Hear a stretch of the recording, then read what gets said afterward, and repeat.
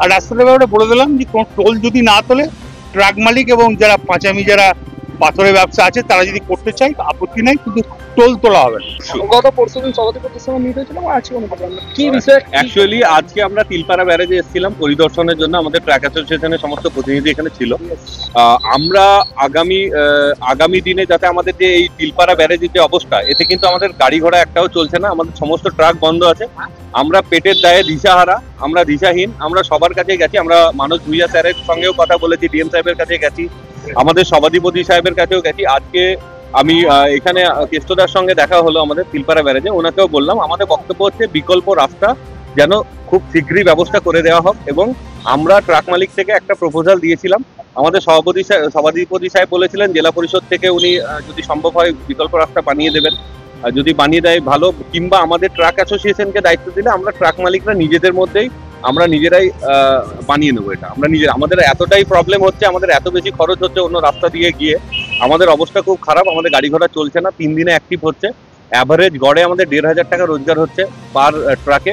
কিন্তু একটা ট্রাকে আমাদের মোটামুটি ইএমআই আছে, ইনস্টলমেন্ট আছে 1 লাখের ওপরে, তারপরে পেপার মেনটেন্স করতে, ট্যাক্স, পারমিট এবং বিভিন্ন রকম ফিটনেস যেগুলো আছে, ইন্স্যুরেন্স মেনটেন করতেই খরচ লেগে যায় আমাদের মাসে 26 থেকে 27 হাজার টাকা। সেই জন্য আমরা এখন দিশাহারা, আমাদের দেওয়ালে পিঠ থেকে গেছে। সেই জন্য আমাদের বিকল্প রাস্তার দাবি এখানে, যদি বিকল্প রাস্তা সরকারিভাবে ব্যবস্থা না করে দেয়, এনএইচ ডিপার্টমেন্ট হোক বা ইরিগেশন হোক কিংবা জেলা পরিষদ হোক, ব্যবস্থা না করে দিলেও আমরা ট্রাক অ্যাসোসিয়েশন, আমরা ট্রাক মালিকরা নিজেরাই নিজেদের মধ্যে চাঁদা করে কিন্তু এই ব্রিজ আমরা নিজেরাই বানিয়ে দেবো। অনুব্রত মণ্ডলের সঙ্গে কথা বলি, কি জানালেন?